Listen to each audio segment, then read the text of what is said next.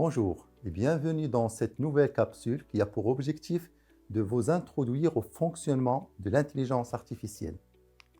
En effet, l'intelligence artificielle est en train de changer le monde, mais elle reste pourtant incomprise par de nombreuses personnes. À travers cette vidéo, vous allez découvrir tout ce que vous devez savoir sur l'IA, définition, concept de base, cas d'usage et encore les applications. Pour ce, cette capsule va répondre aux questions suivantes. Primo, qu'est-ce que l'intelligence artificielle? Et là, on donnera quelques définitions de l'IA. À quoi ça sert l'IA? Et là aussi, on donnera, à titre d'illustration, quelques exemples d'utilisation. Alors, qu'est-ce que l'intelligence artificielle? Ceci est l'objectif de la première partie de cette capsule.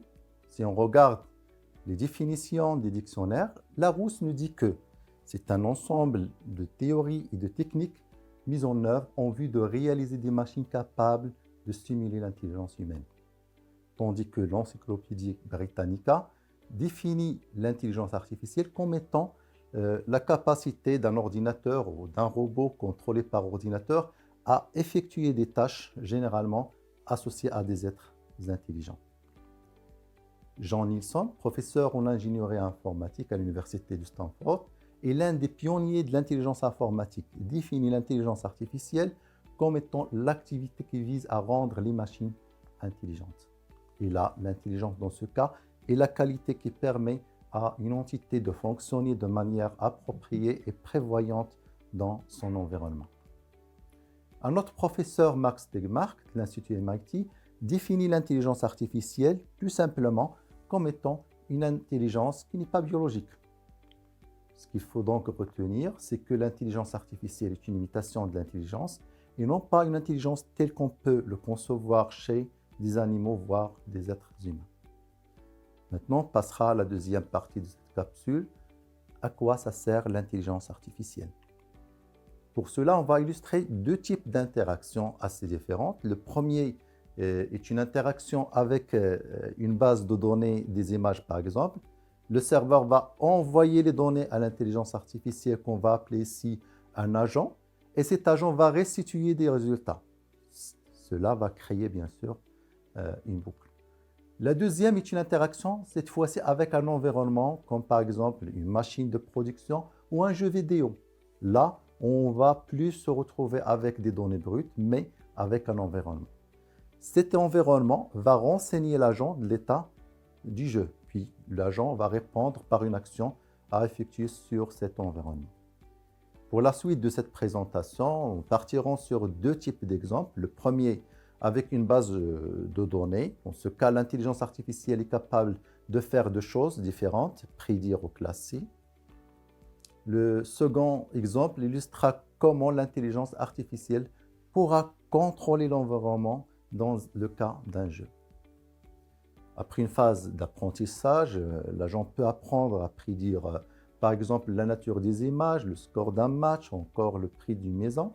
Dans notre cas, il peut apprendre à reconnaître une photo d'une pomme après qu'on lui a montré des milliers de photos de fruits. D'une manière générale, l'agent peut apprendre une relation qui relie X à Y en ayant analysé des millions d'exemples d'associations.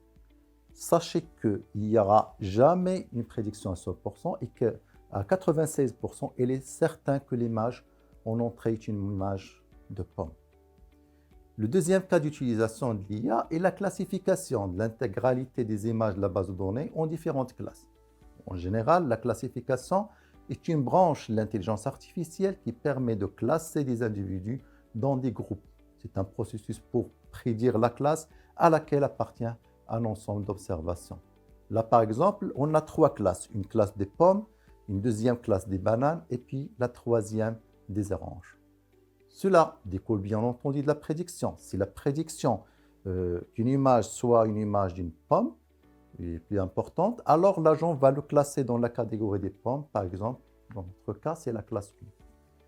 Enfin, le troisième exemple d'utilisation de l'intelligence artificielle, c'est de pouvoir contrôler un environnement. Là aussi, tout va partir de la prédiction, mais cela va avoir un impact sur l'environnement parce qu'on va avoir une prédiction pour que chaque action soit la meilleure pour atteindre notre objectif final.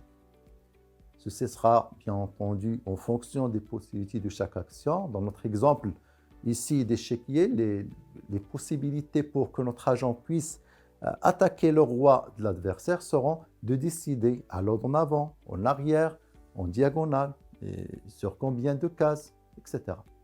Ainsi, chaque déplacement représente l'état d'une solution à une étape donnée, de la procédure de la résolution de problème, et la solution finale du problème sera donc la combinaison de l'ensemble des états des différentes étapes. Ce qu'il faut donc retenir, c'est que l'intelligence artificielle est une imitation de l'intelligence et non pas une intelligence telle qu'on peut le concevoir chez des êtres vivants. Nous pouvons dire qu'une intelligence artificielle est capable de prédire et anticiper les besoins d'une entreprise, prédire le résultat d'un match de foot et la prédiction aussi du prix d'acquisition d'une maison, par exemple. L'intelligence artificielle pourra également aider à classer et ranger automatiquement les fiches produits dans les bonnes catégories ou bien classer des emails spam, par exemple. L'intelligence artificielle, pour finir, pourra également aider à contrôler les événements futurs pour un environnement, comme étant le cas de contrôle des déplacements d'un robot pour la détection des déchets nucléaires ou le contrôle, comme on a vu, des déplacements d'un joueur sur un jeu plateau. Sur ce, c'est la fin de cette capsule. Au plaisir de vous rencontrer. Merci.